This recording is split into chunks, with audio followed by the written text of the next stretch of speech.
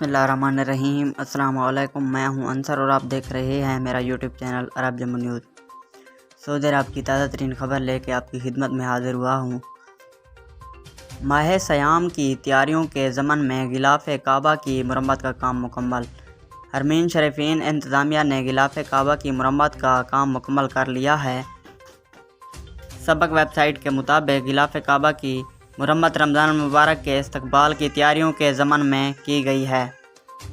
हरमीन शरीफीन के तहत गिलाफ़ काबा कमेटी के सरबराह फ़हद बिन हुज़ैद अल जाबरी ने कहा है कि गिलाफ़ काबा की मुरम्मत और सफाई का काम तयशुदा जदूल के मुताबिक होता है।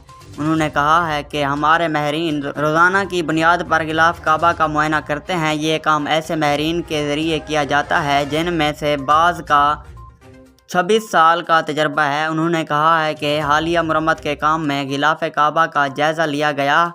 जहां कहीं मुरम्मत की ज़रूरत थी वहां मुरम्मत की गई, जबकि सफाई के अलावा गिलाफ़ को हल्कों से मजबूती के साथ जोड़ दिया गया है।